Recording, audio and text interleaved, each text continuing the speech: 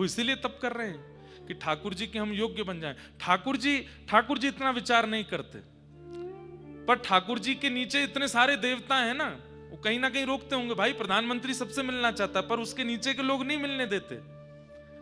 देवताओं को प्रसन्न करना कहीं ना कहीं अनिवार्य हो जाता है। इसलिए जब तप साधन नियम व्रत अनुष्ठान ये बहुत आवश्यक होते हैं। अब एकादशी के दिन हम अन्न नहीं खाते, और उसको भगवान का सबसे प्रिय दिवस माना जाता है कि जो एकादशी करता है ठाकुर जी को बहुत प्रिय। अन्न छोड़ने वाला इतना प्रिय लगता है ठाकुर जी को, पर हम लोगों की भली चलाई एकादशी पर भी हम क्या क्या खाते हैं। व्रत का डोसा, व्रत के डोसा आ गए, वृंदावन में व्रत का पिज्जा आ गया।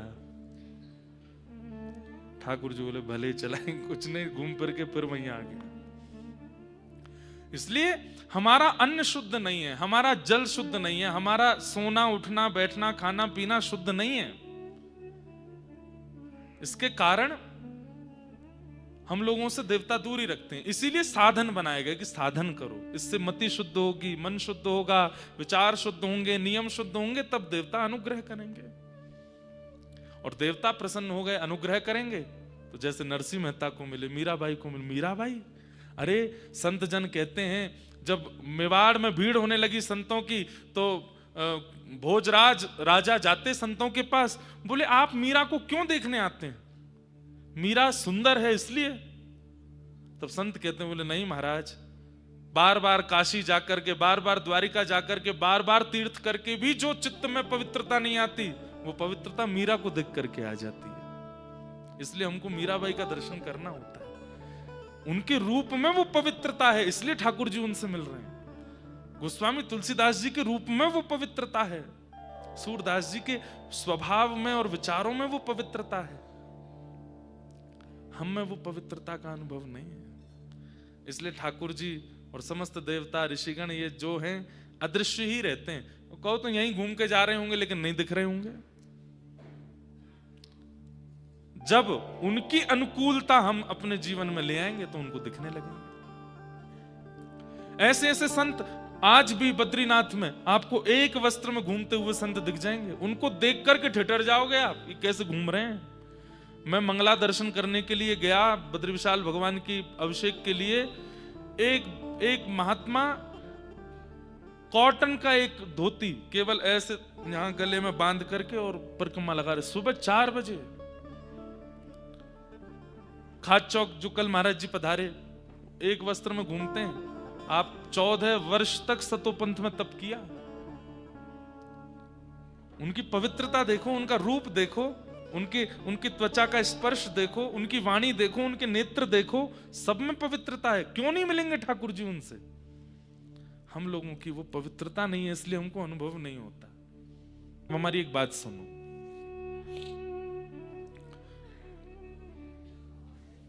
ध्यान से सुनिएगा। बालक का जन्म हुआ घर में। अब मां कह रही है मैं तो सुबह दूध पिला सकती हूं, बाकी के पूरे दिन आप देखो इसको, मेरे से तो नहीं हो पाएगा। हाँ, मुझे इससे प्यार बहुत है, मुझे अच्छा बहुत लगता है, गोद में लेने का मन बहुत होता है, पर मैं पूरे दिन इसको अपनी गोद में नहीं रख सकती, आप लोगों को देखना पड़ेगा। तो ठीक है, अच्छे ससुराल वाले होंगे तो कह देंगे, सास ससुर कहेंगे तो कोई बात नहीं, तेरे हम खिला लेंगे बच्चे को। पर सार्वजनिक रूप से भी ये बात सुनने में अटपटी लगेगी ना। एक माँ कैसे कह सकती है कि मैं अपने बालक को पूरा दिन नहीं रख सकती अपने पास? आपने उनको नवनीत प्रिया लाल कहा है। लाल मतलब लाला। या तो आपकी अभी उनके प्रति बुद्धि नहीं बनी है कि वो आपके लाला हैं, आप उनको अभी भी पाषाण मान रहे हो, अभी भी उनको धातु मान रहे हो, अभी भी उनको मूर्ति मान रहे हो, तो ही आपके चित्त में यह भावना बन सकती है कि ठीक है एक बार सेवा हो गई, बाकी समय ठीक नहीं। आप उनके प्रति जब प्रत्यक्ष भाव रखोगे, आप रात में सो नहीं पाओगे। हर 10 मिनट में आंख खुलेगी, अब क्या कर रहे होंगे, अब क्या हो रहा होगा, अब ठाकुर जी कुछ कह रहे हैं क्या, इनकी कुछ इच्छा हो रही है क्या, ऐसी भावना चित्त में प्रकट होगी।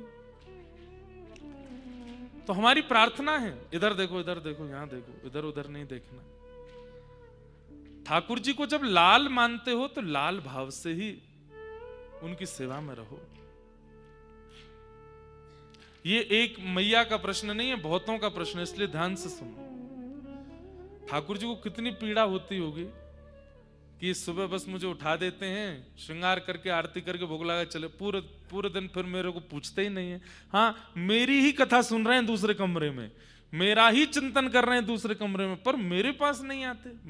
मैं क्यों आया इनके घर? इनके घर में कोई सोने चांदी तो लगे नहीं है, मणि तो लगे नहीं है, मेरा त्रिलोक तो चलना नहीं है यहां से, जो मैं इनके घर आया हूं तो सौभाग्य मानिए ना कि मैं आया हूं। एक क्षण भी ठाकुर जी को जितना ज्यादा, मैं ये नहीं कह रहा कि आप पूरे दिन बैठे ही रहो, पर जितना ज्यादा हो सके ठाकुर जी की मधुर सेवा करो। और वो तभी होगी जब आपके चित्त में ये भाव सुदृढ़ हो जाएगा। हमारे श्री मदन मोहन जी जो अभी करौली राजस्थान में विराजमान हैं, सप्त निधियों में एक निधि हैं, जिन्हें श्री सनातन गोस्वामी पाद ने विराजमान किया। तो श्री मदन मोहन जी तो एक ब्रजवासिनी मैया के यहां अपनी सेवा करवा रहे। वैसे श्री मदन मोहन जी वज्रनाभ जी जो भगवान के परपौत्र हैं, उन्होंने गोविंद देव जी, गोपीनाथ जी और मदन मोहन जी, ये तीन स्वरूपों का निर्माण कराया था भगवान के परपौत्र वज्रनाभ ने। कालांतर में फिर ये तीनों भूमिगत हो गए वृंदावन में। फिर रूप गोस्वामी पाद ने गोमा टीला से श्री गोविंद देव जी को प्रकट किया, और श्री सनातन गोस्वामी पाद ने एक ब्रजवासी को प्राप्त हो गए थे मदन मोहन जी, वहां से उनको प्राप्त किया। और श्री गोपीनाथ जी भी भूमि से प्रकट होकर के मधु पंडित जी को प्राप्त हुए। शालिग्राम शिला से श्री राधारमन लाल जी प्रकट हुए। चित्थावल से हितरवंश महाप्रभु के साथ श्री राधा वल्लभ लाल जी पधारे। और वृंदावन में किशोर जुगल वन, वहां से श्री जुगल किशोर ठाकुर जी प्रकट हुए।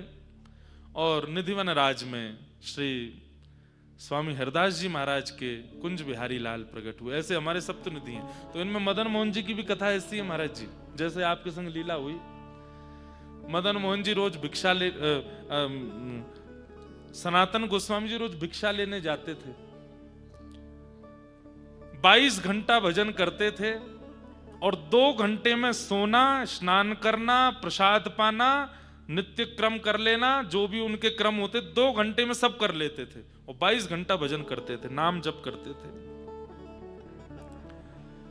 मैया के यहाँ, एक ब्रजवासिनी मैया के यहाँ सूखा सामान, आटा, दाल, चावल सब लेते थे, और फिर स्वयं अपनी कुटिया में आके सिद्ध करके बना के पाते थे।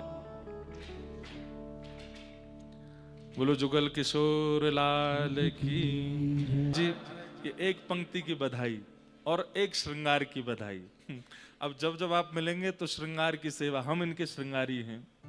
आप इनको डुलाओ, खूब नहलाओ, खूब कछु कराओ, पर जब भी हम दोनों मिलेंगे तो हमको बस 20 मिनट चाहिए। अब पता चल गई है इनकी सब बात। हाँ, कमर कितनी है, छाती कितनी है, मुंह कितनों है, कान ज्यादा खोल के रखें सुनवे के काजे। मुंह भी बहुत फुला में, लेकिन अच्छे हैं।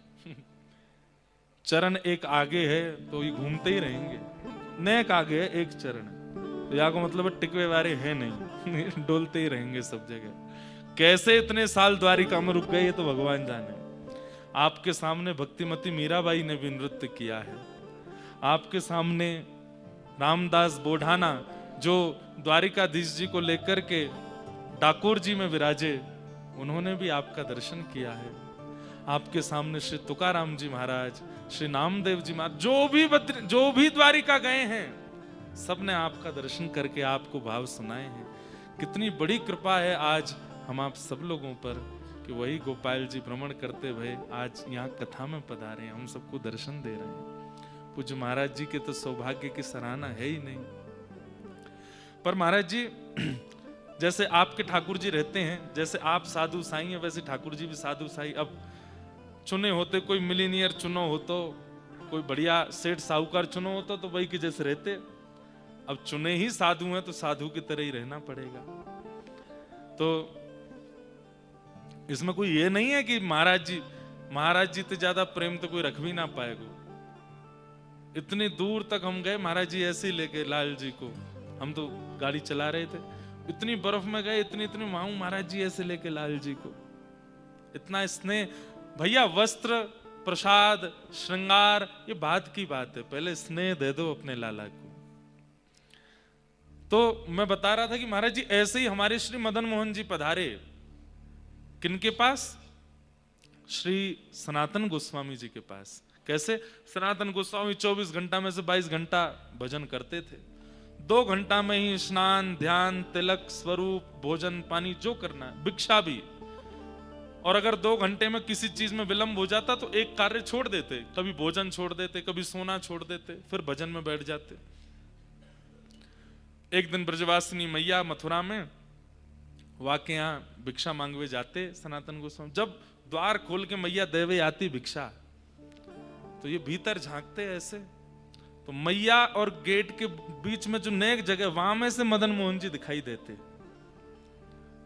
और ये बस दूर से ही देख करके कितने मधुर ठाकुर जी हैं, कितने प्यारे हैं लाला।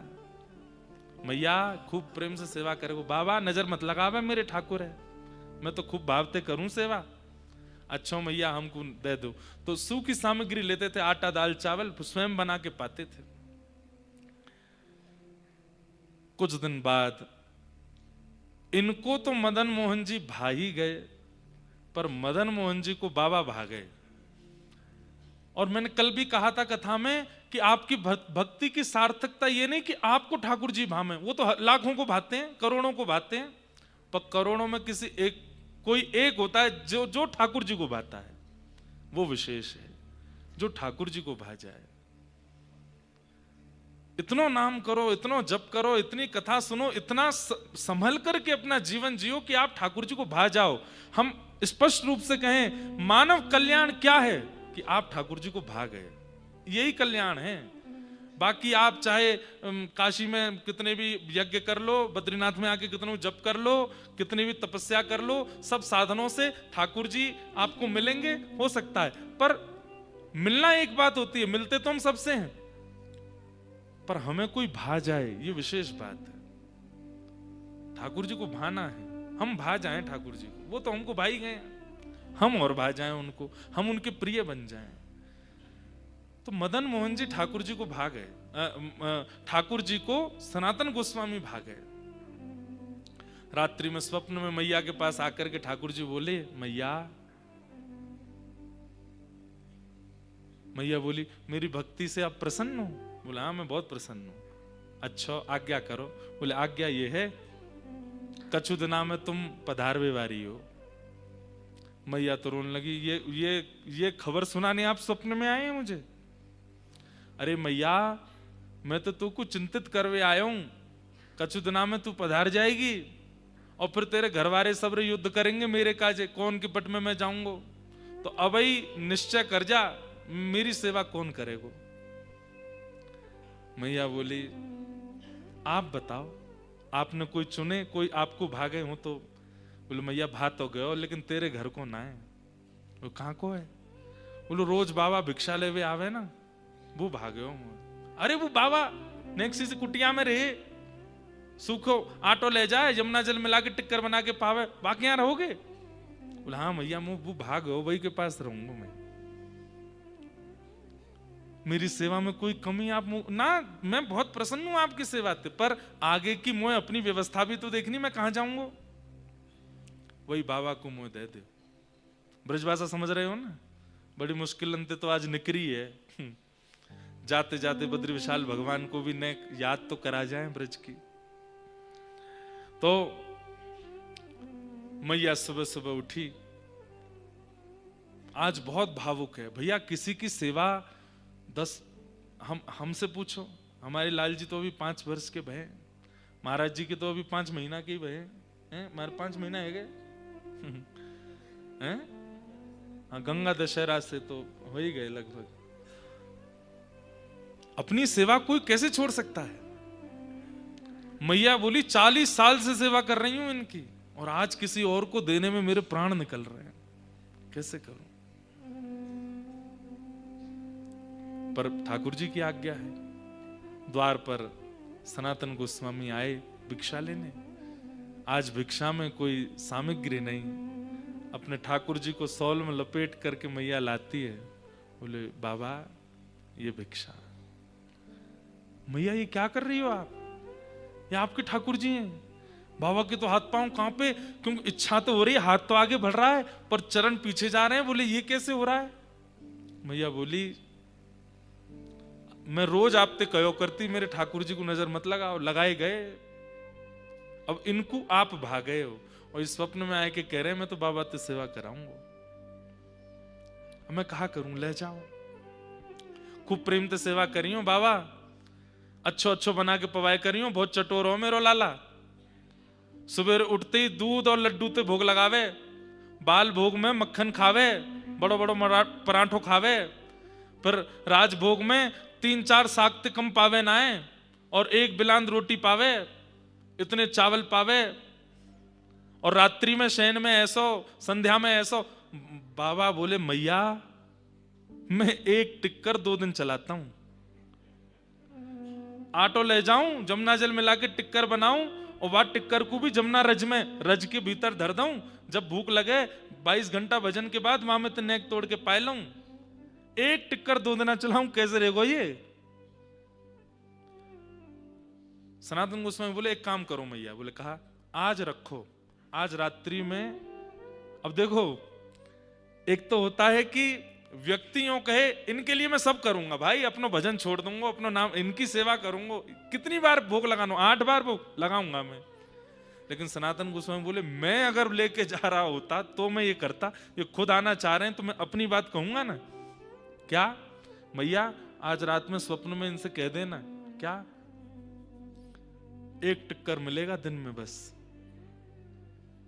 और वो भी रूखा टिक्कर, ना नमक ना साग ना दाल ना चावल ना कचू। और रही बात यहाँ चांदी को सिंहासन, आपके इतने श्रृंगार, मुंह पे कछू ना आवे। मन होएगा तो 1 लंगोटी पहनाए दे करूंगा बस, ज्यादा श्रृंगार खरीदे कि ना मुंह पे धन है ना मैं कोई तो मांगूंगा। और नेक्सी सी मेरी कुटिया, इतनी बड़ी कुटिया है कि मैं केवल वहां में लेटूं बैठूं उठूं, और ज्यादा कुछ। वहां में नेक्सी सी चौकी लगा दूंगा, कोने में बैठे रहेंगे। कभी बिच्छू घुसे आवे, कभी कातर घुसे आवे, कभी सांप घुसे आवे मेरी कुटिया में। और बारिश है जाए तो बस जमुना जी आ जाए भीतर। बताए दो ठाकुर जी को, अगर ये सब स्वीकार हो तो चले मेरे संग। सनातन गोस्वामी के चित्त में व्याकुलता भी हो रही है कि कहीं ठाकुर जी मना तो नहीं कर देंगे, लेकिन देखना भी चाह रहे हैं कि ठाकुर जी स्वीकार करते हैं कि नहीं। रात्रि में मैया सोई, रात भर ठाकुर जी के चरण दबा के मैया बोली वहां कहा करोगे जाके, हैं बाबा मोड़ा है वहां पे बिच्छू घुसियाम। और सबसे बड़ी बात, चलो श्रृंगार ना करेगो, बैठाएगो ना, खावे को ना मिलेगो। इतना बड़ा तो तुम्हारो पेट है कि समुद्र छोटो पड़े या के नीचे। 8 बार भूख लगे तुम्हें, कहा करोगे? और कहते कहते मैया सो गई। ठाकुर जी स्वप्न में आए, बोले चाहे 1 टिक्कर खिलाए रहूंगो वही के पास। मैया तुम वही देते। वो मां रोने लगी, बोले कितना प्रेम है आपके चित्त में। आपको 56 भोग राजी नहीं है, आपको श्रृंगार राजी नहीं है, आपको तो उस व्यक्ति के चित्त का प्रेम राजी है, वही आपका आहार है। दूसरे दिन मैया फिर से, आज तो जल्दी आ गए सनातन गोस्वामी, देखें क्या बात हुई। रात में द्वार पर खड़े होकर मंजीरा बजा रहे थे। आज भी हमारे ब्रज में भिक्षा लेने वाले महात्मा डोरबेल नहीं बजाते, चिल्लाते नहीं कि भिक्षा लेके आओ, बस राधे कृष्ण कीर्तन करते हैं। और गौ दोहन जितनी देर होता उतनी देर ही रुकते हैं, 5 मिनट 5.5 मिनट बस। इतने में भिक्षा दे दी तो ठीक, नहीं तो चले जाएंगे। कीर्तन करने लगे। मैया आई फिर से, और फिर से ठाकुर जी बोल बाबा कहा जादू किया मेरे लाला पे, 40 साल की सेवा फीकी पड़ गई मेरी, तुम्हारे संग ही जावे को ले धरो। मदन मोहन जी तो हृदय से लगा करके श्री सनातन गोस्वामी आनंदित हो गए। नृत्य करने लगे ब्रज की गलियों में, और नृत्य करते हुए अपनी कुटिया में, कहां महल छोड़ के ठाकुर जी कुटिया में पधारे। पूरी कथा मिलती है महाराज जी आपसे। ठाकुर जी किसको चुनते हैं ये बड़ी बात है। द्वारिका में इतने वर्ष रहे ठाकुर जी, इतने वहां पर 56 भोग, इतने सब कुछ सेवा सब ग्रहण की, पर हम गाते हैं मेरो मन गिरधर छवि पे अटको, पर ठाकुर जी गाते हैं मेरो मन तो भक्तन में अटको। कोई ऐसा मेरो भक्त मेरे सामने आ जाए, मैं तो वही में अटक जाऊं। और सनातन गोस्वामी ले आए, एक चौकी पे बैठा दिए, बोले अब पता चलेगी तुम्हें, आ गए, बड़ी जिद करके आए हो। दूसरे दिन आ गए, आटो लेके आए, वहां में यमुना जी मिला करके टिक्कर बनायो मोटो, ठाकुर जी के आगे बड़ो टिक्कर पधरा दियो। 56 सामग्री पावे वारे आज एक टिक्कर पावेंगे। कुछ कुछ ऐसी कहानी नहीं लगती कि कोई बड़े घर की बेटी कोई छोटे घर के व्यक्ति से प्रेम करके उसके संग भाग के आ गई है, अब उसकी कुटिया में रह रही है। ऐसी लगते ठाकुर जी की कथा भी। 3-4 दिन तो महाराज एक ही टिक्कर पाए। 4 दिन बाद जैसे ही सनातन गोस्वामी जप में बैठे थे, सोई ठाकुर जी मन में प्रकट हो गए। बाबा, अरे ठाकुर जी सेवा बढ़िया चल रही है, आनंद है, कोई दिक्कत तो ना है ना? मुझे को बहुत सुख मिल रहा है, ऐसे जोर के टिक्कर बना के पवाओ बाबा, आनंद आ रहा है।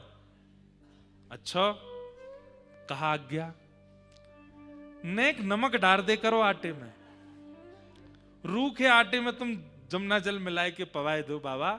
नेक तो हमें जीव चटोरी रही है बहुत वर्षन ते, नेक तो थोड़ो नेक नमक डाल दे करो। अच्छा, कल से भिक्षा में नमक भी ले आऊंगा, कुटिया में नहीं है लेके आऊंगा। दूसरे दिन भिक्षा लेने गए, आटा मांगा, फिर बोले थोड़ा नमक भी दे दो। बोले बाबा तुम तो बरसनते आटे पे ही, आटो दाल चावल ही ले जाओ, अब तो नमक मांग रहे हो। भजन करते करते जीव में चटपनो आगो दिखे। बाबा बोले मेरे ना आयो, कोई और आयो, मेरी कुटिया अम्बा के आगो है। नमक लेके गए, आटे में नमक मिलायो, टिक्कर बना के ठाकुर जी को पवायो। 5-6 दिन ठाकुर जी खूब प्रसन्न। 5-6 दिन बाद ठाकुर जी फिर आ गए स्वप्न में। बाबा कैसे हो लाल जी, आनंद? अब बहुत सुख है, अब तो नमक को स्वाद आवे टिक्कर में। अच्छा, सोई ठाकुर जी खांसन लगे, तो सनातन को जय जय खांस काहे को रहे हो? अरे वो रूखे टिक्कर गरे में इर्ज गए मेरे, वहां में घी लगा दे करो नेक। बाबा कल तो घी लिया ही हूं, नेक घी लगाए तो बस, नेक चुपड़ दोगे तो ऐसे सटाकते भीतर चलो जाएगा। सनातन गोस्वामी के नेत्र भर आए, बोले कल से घी भी ले आऊंगा। टिक्कर में नमक भी डाले बना के, फिर वहां में घी लगा में, फिर ठाकुर जी को पधरा। 5-6 दिन ठाकुर जी खूब प्रेम से पाए, फिर से आ गए। सनातन गोस्वामी बोले अब क्या चाहिए? मैं तो यूं कह रहा हूं, नमक है ही है, घी है ही है, एक आलू और लिया है करो, और वह जा में टिक्कर सेको ना, वही में वह आलू को भूंज दे करो, छिलका उतार के मीट के वहां में नेक नमक, तो टिक्कर के संग ने आलू आ जाएगा। तो ने तुरंत सनातन गोस्वामी उठे, मदन मोहन जी को गोद में भरा, बोले चलो मैं ही छोड़ के आऊं तुम्हें, मेरा घर मेरी कुटिया तुमने पूरे 56 भोग ले आओगे यहाँ पे। मैया के द्वार पर गए, मैया ले पकड़ अपने चटोरे लाला है। अरे कभी आटे में नमक डरवावे, कभी घी लगवावे, कभी आलू मंगवावे, कभी कछु, मुंह तो लगे कल को घेवर मांगेगो, कल को मालपुआ मांगेगो, फिर को रसगुल्ला ले आओ। मैया की गोद में जैसे ही ठाकुर जी पधराए, श्री मदन मोहन जी सचल प्रकट हो गए और बाबा से लिपट गए। बोले तो छोड़ के ना जाऊंगा, रहूंगा तेरे पास ही, तू चाहे जो जैसे रख ले, रहूंगा तेरे पास।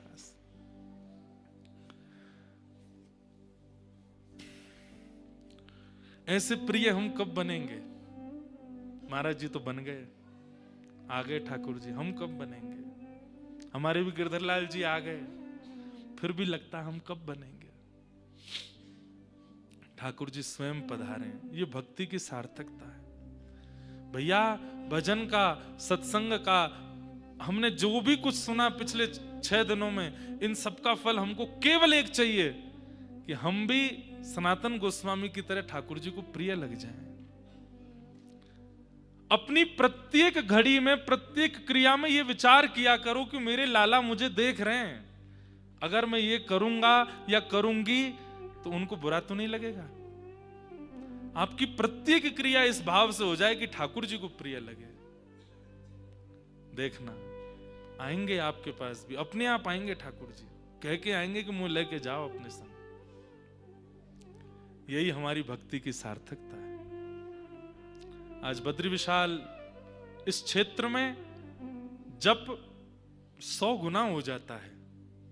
यहां बस यही प्रार्थना करो बंधुओं, सब ठाकुर जी से सब प्रार्थना करते हैं, पर मेरे चित्त में एक भावना आती है कि ठाकुर जी से प्रार्थना करो, हे ठाकुर जी हमें दीन बना दो। हम दीन नहीं है, हमारे अंदर दैन्य नहीं है, हमारे अंदर सरलता नहीं है, हमारे अंदर वो गुण नहीं है जो आपको प्रिय लगता है। आज बद्री विशाल भगवान से कहो, हे नाथ वो गुण मुझे दीजिए जो आपको प्रिय हो, जिससे आप प्रसन्न रहते हो। अभी गिरिराज जी में भोरी सखी का प्रसंग सुना रहे थे, उनका एक पद भी है, श्री राधे मोहे ऐसो, अब मुझे याद नहीं, सुनाता हूं। श्री भोरी सखी गाती हैं, 1 मिनट रुकना, पद खोलता हूं। और किशोरी जी से यही प्रार्थना करते हैं कि हे किशोरी जी मुझे ऐसा बना दो जिससे मैं आपको प्रिय लगूं।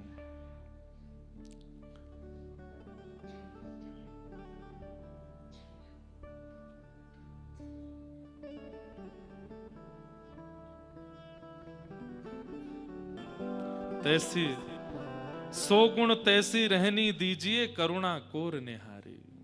तो एक ही प्रार्थना है, हे किशोरी जी, हे ठाकुर जी, हे बद्री विशाल भगवान, आज हम जा रहे हैं यहां से कथा पूरी करके आपके चरणों में बस एक ही प्रार्थना, एक ही कामना करते हैं, हम संसार को प्रिय लगे ऐसा हमको बिल्कुल मत बनाइए, हम आपको प्रिय लगे, हम आपके प्रिय हो जाएं। और एक बात सुनो, ये मांगने से पहले एक चीज बात समझ लेना, फिर ठाकुर जी जैसा बनाए वैसे बन जाना, क्योंकि फिर ठाकुर जी सबको ऐसा बना देंगे, फिर संसार को राजी लगोगे ही नहीं। फिर संसार तो कहेगा जाओ भाई तुम बद्रीनाथ ही रहो, यही तो चाहिए, कह दो आ जाएंगे, यहीं रहेंगे, जाओ वृंदावन ही रहो। तो लेकिन मुझे पता है, सुना 1000 लोगों ने है, पर कहने वाले 10 ही होंगे मंदिर में जाके, ना ठाकुर जी पत्नी के प्रिय रहन दो, हमें बच्चन के प्रिय रहन दो, कारोबार चलन दो, नेक धन दौलत आन दो, आपके प्रिय अगले जन्म में हो जाएंगे। पर भैया ठाकुर जी के प्रिय बनने के बाद देह का सुख तो नहीं रहता, ये तो मैं आपको कह दूं, देह सुखी रहे ये जरूरी नहीं। संसार के प्रिय बनने में देह सुखी रहेगा, पर ठाकुर जी के प्रिय बनने में देह को कष्ट होगा, देह को सुख नहीं मिलेगा। ठाकुर जी आधी रात उठा देंगे, सोने नहीं देंगे, खाने नहीं देंगे, पीने नहीं देंगे, हंसने नहीं देंगे, कमाने नहीं देंगे, चलने नहीं देंगे, लेकिन आत्मा तृप्त हो जाएगी, हृदय तृप्त हो जाएगा, वो ऐसे परमानंद का सुख अनुभव करेगा। ब्रह्म सौख्यम त्वनंतम, ब्रह्मा भी आपके सामने भीख मांगेंगे कि ऐसा सुख हमें भी मिले जो आपको अनुभव करा रहे हैं ठाकुर जी। बहुत प्रेम पथ, भक्ति पथ बहुत कठिन है। कठिन क्यों है? क्योंकि महासंसारी व्यक्ति इस पे चल नहीं पाएगा, वो संभल नहीं पाएगा, क्योंकि उसको संसार ज्यादा प्रिय है। अब वो जब इस पथ पे आएगा तो यहां तो उसको कांटे लगेंगे। इसलिए इस पथ पे आने से पूर्व संसार की वास्तविकता को समझ करके आइएगा। संसार छूटेगा, संसार छूटेगा तभी तो ये मिलेंगे, तभी तो ये आएंगे। वर्षों की अपनी मंदिर की सेवा छोड़ के आएंगे, आपके पास रहेंगे तो धन्य है। तो जिन बहन जी ने वो प्रश्न किया था नवनीत प्रिया जी की सेवा, अब हम 2 आज्ञा आपको कर रहे हैं। एक आज्ञा तो ये कि सेवा का विस्तार करो, अच्छे से सेवा करो, और नहीं कर सकते हो तो फिर एक बार में ही पूरे दिन की सेवा कर दो। ठाकुर जी को पुष्टि मार्ग में ऐसा होता है, सुबह उठते ही ठाकुर जी की मंगला करो, रसोई में जाओ, बाल भोग पवाओ, थोड़ी देर बाद फिर ठाकुर जी का राजभोग बना करके लाओ, सुबह ही सुबह राजभोग पवाओ, फिर ठाकुर जी की संध्या भोग पवाओ, फिर ब्यारू भोग पवाओ, भोग पवाने के बाद फिर सुबह की मंगला आरती हो गई, दोपहर, मतलब 2 घंटे में पूरे दिन की सेवा कर दो और ठाकुर जी की सेवा करके ठाकुर जी को शयन करा दो। सो जाओ लाल जी, है गई पूरे। अब जाओ कहाँ, वृंदावन जाओ, कामवन जाओ, गोवर्धन जाओ, जहां जानो जाओ, मेरी सेवा है गई। पूरे दिन की सेवा करके लाल जी फिर आप अपना चिंतन करते रहो, कथा सुनते रहो, जो आपको करना है पूरे दिन। 2-3 घंटे में पूरे दिन की सेवा, कम से कम 4 भोग तो लगा ही दो। ये बाल भोग है, ये श्रम भोग है, ये राजभोग है, ये संध्या भोग है, ये शयन भोग है। और 4 बार आरती करो ठाकुर जी की, श्रृंगार कर दो और फिर 2 घंटे बाद वो श्रृंगार बढ़ा करके ठाकुर जी को रात्रि का श्रृंगार करा के सुवा दो। 2 घंटा में पूरी सेवा कर दो। तो ऐसे आपको सेवा करनी चाहिए। दूसरा किसी ने कहा है भगवान का नाम श्रेष्ठ है या भगवान का चिंतन? नाम के बिना चिंतन बनेगा ही नहीं। बिना नाम के चिंतन कैसे करोगे? अब आपने किसी लड़के से कहा तेरे लिए लड़की ढूंढ ली हमने, कौन है? वहां की है। अरे कौन है? उसके पिताजी ऐसे हैं। कौन है? ऐसी है। अब उसका नाम ही नहीं बताओगे, उसके गुण ही नहीं बताओगे, क्या चिंतन करेगा बेचारा? कैसे हाँ करेगा ब्याह के लिए? तो नाम से ही चिंतन बनता है। लेकिन आप भेद मत करो, नाम बड़ा की चिंतन, नाम से चिंतन प्रकट होता है। नाम एक प्रकार से बड़ा है, पर भेद नहीं करो। फिर दूसरा आप कह रहे हैं कभी कभी भगवान का सुंदर चिंतन मन में आता है, तभी सहसा मन में आता है कि कितना सुंदर भाव का चिंतन हो रहा है, और उसी पल भाव में न्यूनता आ जाती है, चिंतन खत्म हो जाता है। क्योंकि आप ठाकुर जी का चिंतन करते हैं और ठाकुर जी का चिंतन होने लगता है तो आपके मन को एक सूक्ष्म अभिमान हो जाता है, मुझे तो कितनी सहजता से अनुभव हो जाता है, और ये सूक्ष्म अभिमान ठाकुर जी को प्रिय नहीं। रास पंचाध्याय में गोपियों के बीच से ठाकुर जी अंतर्ध्यान क्यों हुए? क्योंकि गोपियों ने यही तो किया। श्याम सुंदर रास बिहारी बन के सामने खड़े हैं, कोई गोपी को अपने हाथ से खवा रहे हैं, कोई गोपी के गले में गलवैया डाल रहे हैं, कोई गोपी से बात कर रहे हैं। ठाकुर जी तो इतना सहज ही गोपियों के संग रास कर रहे हैं, और गोपियों के मन में क्या गया? त्रिभुवन सुंदर कृष्ण और विश्व सुंदरी हम। ये निश्चित ही हमारे नैन नक्शों से रीझ गए। सूक्ष्म अभिमान आया, ठाकुर जी अंतर ध्यान हो गए। मैं भक्त हूं, यह भी एक अभिमान है। मैं वैष्णव हूं, यह भी एक अभिमान है। मैं तो शिवाराधना करता हूं, मैं तो नित्य ये करता हूं, मैं तो रोज गंगा जी नहाता हूं, यह भी अभिमान है। नहीं बताना चाहिए। व्यक्ति कभी अपने अवगुण नहीं बताता, गुण सबके सामने गाता है। मैं रोज ये करता हूं, इतनी माला करता हूं। हम घरों में जाते हैं महाराज जी, तो जिनके घरों में जाएंगे वो सबसे पहले बोलेगा महाराज जी हर महीने की एकादशी, हर महीने की पूर्णिमा गिरिराज जी जानी, परिक्रमा करनी, नंगे पांव बिना रुके, यूं। उसी समय चित्त में आ जाता है, क्यों? आपने महीने के 2 दिन तो मुझे बता दिए, पर बाकी के 29 दिन क्या करते हो? और 29 दिनों में कितना विषय चिंतन करते हो, इसको तो बताया नहीं। गुण का बखान क्यों करते हैं? व्यक्ति को अपने गुणों को, अपनी सेवा को, अपने नियमों को गुप्त रखना चाहिए। अरे सामने वाले को यूं कहो हम तो कुछ करते नहीं, आता ही नहीं, हमको पता ही नहीं कैसे करते हैं। सो के उठे उससे पहले गंगा स्नान कर आए, वो कुछ देख पाए उससे पहले नाम जप कर लिया, ठाकुर जी श्रृंगार सेवा कर दी, तैयार। अरे वाह बड़ी अच्छी सेवा करी। हमसे तो नहीं होता, बस ऐसे कर देते हैं। अपने गुण का जिस दिन आपने कह दिया कि ऐसे किया है या ये है, उसी दिन ठाकुर जी अनुभव कराना बंद कर देते हैं।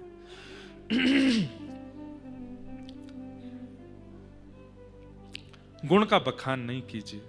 तो आपके मन में जो चिंतन होता है, उस चिंतन पर कभी कभी आपको मान हो जाता है कि देखो कितना सुंदर चिंतन मुझे हो रहा है, और उस सूक्ष्म मान के कारण ठाकुर जी अंतर ध्यान हो जाते हैं। ठाकुर जी का चिंतन बनना, ठाकुर जी का चिंतन बनना, ठाकुर जी का स्वप्न आना, ठाकुर जी की अनुभूति होना, ये बहुत बड़ी कृपा है, इसको जितना हो सके गुप्त रखिए, मत बताइए, किसी से मत कहिए। हमारे वृंदावन में एक संत थे,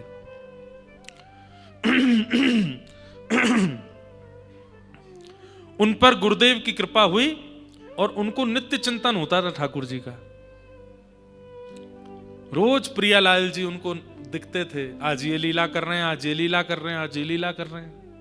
अपनी कुटिया में बैठ करके बस करते थे चिंतन।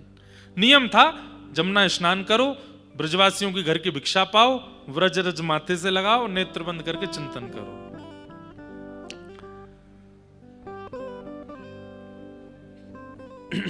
एक दिन ठाकुर जी की एक लीला दिख रही थी उनको, क्या कि श्री प्रियालाल जी दोनों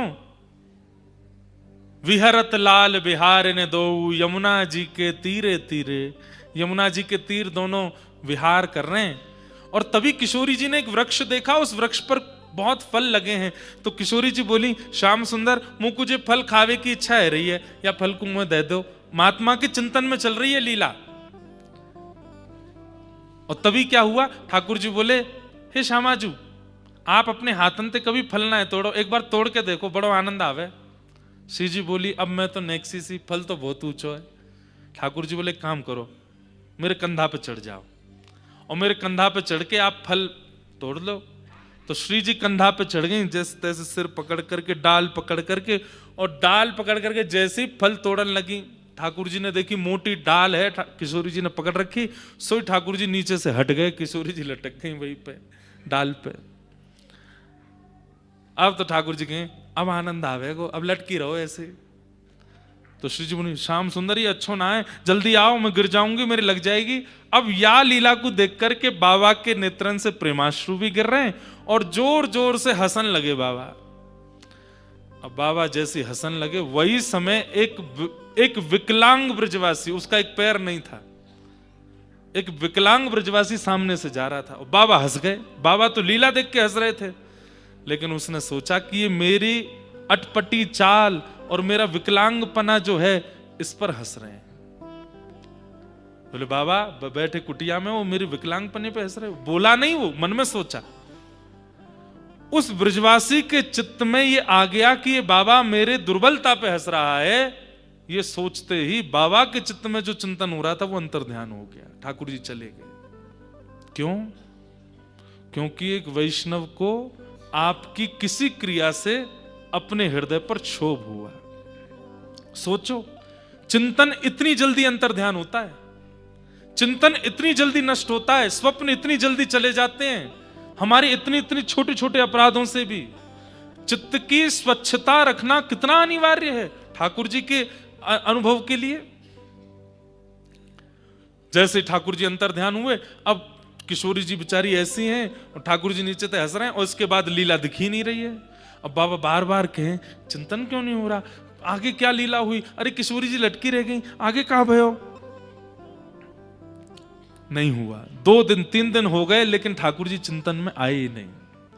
दौड़ करके अपने गुरुदेव के पास गए और कहा, गुरुदेव ऐसे ऐसे लीला हुई है। ठाकुर जी चिंतन से चले गए। बोले, क्या हुआ था, पूरी लीला बताई। बोले, तुम क्या कर रहे हो। बोले, मैं भावुक भी हो रहा था, पर मैं हंस गया बहुत जोर से। मैं हंसा और उसके बाद चिंतन चला गया, ध्यान चला गया। तो बाबा समझ गए। बोले, कुटिया का द्वार खुला था क्या। बोले, हाँ द्वार खुला था।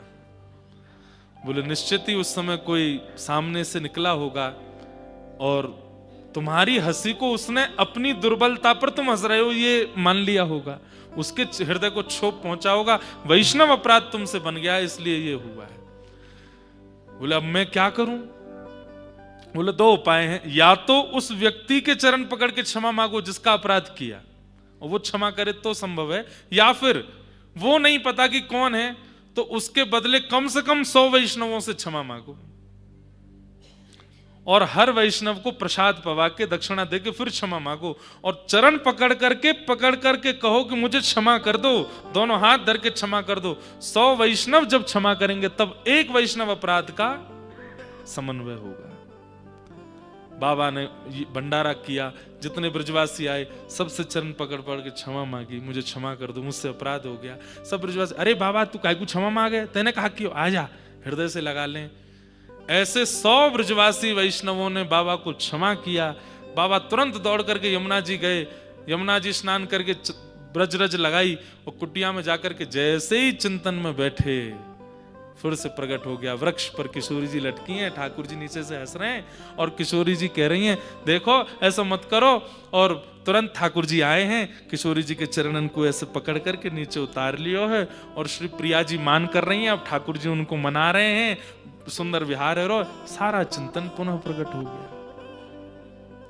इतना सूक्ष्म होता है चिंतन का अंतर ध्यान। तो ये आपका जो प्रश्न है निश्चित ही मान कर रहे हैं इसलिए हो रहा है। फिर भैया एक कोई लाली आई है देहरादून से, बेचारी ने छुपके हमको लिखा होगा, ये अपना नाम लिख करके फिर बोलती है कि महाराज जी आप समझा दो, मेरी माता जी मुझे बहुत मारती हैं। और ये 2nd क्लास की लाली है, देहरादून से आई। ये है क्या, यही है क्या? देखो खड़ी हो जाओ, इधर आओ, इनको भेजो, इधर भेजो। लिख रही हैं मेरा नाम विदुषी है, मैं क्लास 2 में पढ़ती हूँ, मेरी माता का नाम नीनू है, मेरे पापा का नाम विनय है। महाराज जी क्या आप हमें दीक्षा दे सकते हैं? और फिर प्लीज लिखा 1 2 3 4 5 6 7 8 9 10 11 15 बार तो प्लीज लिखा है। और फिर लिखा है मेरी माता मुझे बहुत मारती है, आप समझा दो। और फिर लिखा written by Vidushi from Dehradun. मैया मत मारियो, दे ऐसी प्यारी लाली है, मत डांटो मत मारो। अभी मिलेंगे, हाँ कथा के बाद मिलते हैं इनसे।